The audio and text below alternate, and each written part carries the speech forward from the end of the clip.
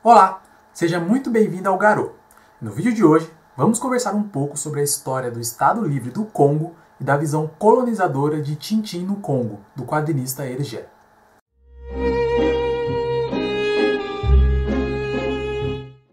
Tintin é, sem sombra de dúvidas, o maior clássico das bandas desenhadas franco-belgas. Seu criador, Georges Prosper Rémy, mais conhecido como Hergé, munido de seu estilo linha clara, revolucionou a maneira de se contar histórias em quadrinhos, com as aventuras e desventuras do repórter de topete loiro Tintin e de seu cachorro e fiel escudeiro Milou.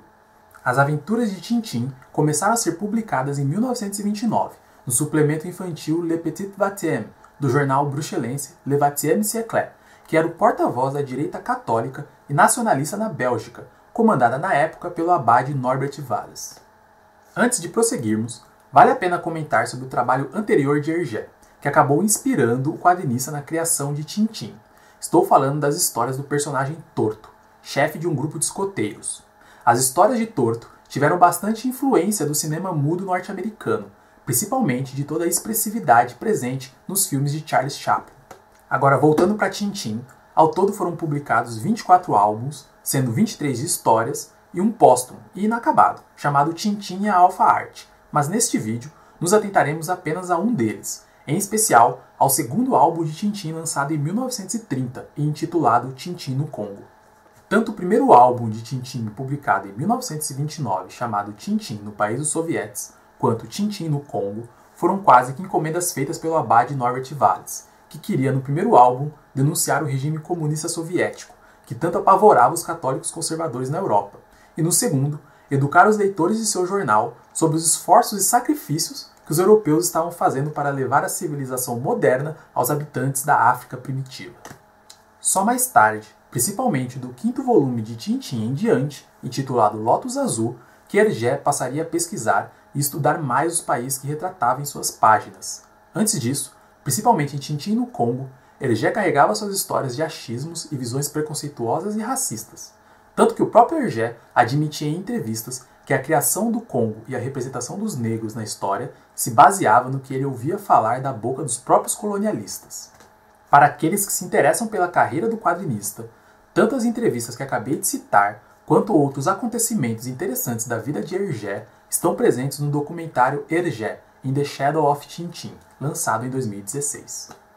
Tintin no Congo é uma obra perfeita para entendermos a visão colonizadora que os europeus tinham dos africanos, vistos como um povo preguiçoso e infantil.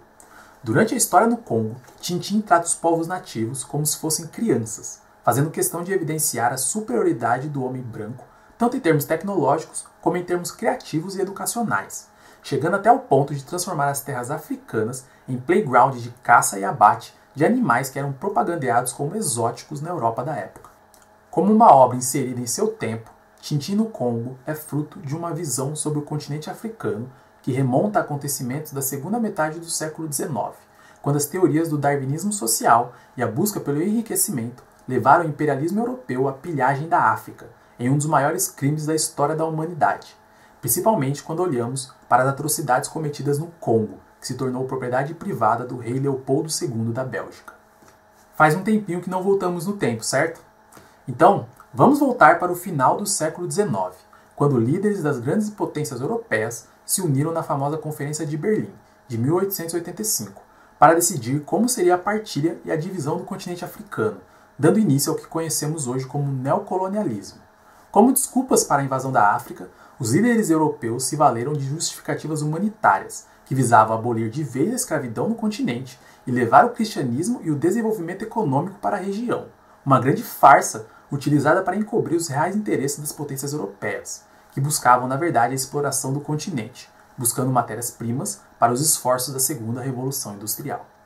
Mas antes da Conferência de Berlim, já em 1876, o monarca belga Leopoldo II criou a Associação Africana Internacional, buscando promover a colonização e a exploração da África, ao mesmo tempo que usava o famoso explorador norte-americano Henry Morton Stanley para mapear, catalogar e negociar territórios congoleses com vários chefes locais, assegurando a soberania belga sobre as terras do território, criando por meio de reconhecimento na Conferência de Berlim o Estado Livre do Congo, que se tornou em uma gigantesca propriedade privada do rei belga no centro do continente africano.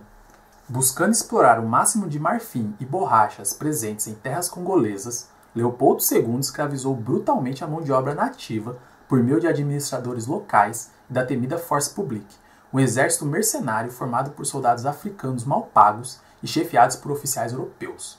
A Force Publique era encarregada da cobrança dos impostos sobre a borracha, sequestrando mulheres e crianças caso os impostos não fossem pagos. Cortar as mãos e os braços de escravos que não atingissem as metas ou se rebelassem se tornou um símbolo da colonização belga no Congo, além da tortura utilizada sistematicamente como castigo. Relatos do período dizem que vilas que se rebelavam eram prontamente queimadas, os homens tinham suas cabeças decepadas e as mulheres eram sumariamente estupradas. Estima-se que durante o reinado de Leopoldo II no Estado Livre do Congo morreram entre 8 e 20 milhões de africanos, um genocídio. As condições no Congo eram tão assustadoras que as críticas e o escrutínio de pessoas notórias, como os escritores Arthur Conan Doyle, Mark Twain e Joseph Conrad, levaram à criação de campanhas e investigações sobre a situação no estado do Congo. O livro Coração das Trevas, de Joseph Conrad, é um retrato desse período maligno da colonização no Congo, um clássico da literatura que influenciou diversas outras mídias, como o monumental Apocalipse Now, filme do diretor norte-americano Francis Ford Coppola, que decidiu mudar a ambientação e a narrativa do Congo para o Vietnã. Coração das Trevas também serviu de inspiração para o poema Os Homens Ocos, do poeta norte-americano T.S. Eliot. Para os curiosos e atentos, o poema Os Homens Ocos é lido pelo personagem Kurtz, interpretado pelo ator Marlon Brando, ao final do filme de Coppola. E se você ainda tiver interesse em se aprofundar nas curiosidades de Apocalipse Now, existe um documentário chamado O Apocalipse de um Cineasta, que conta os perrengues enfrentados por Coppola e sua equipe durante as filmagens do filme.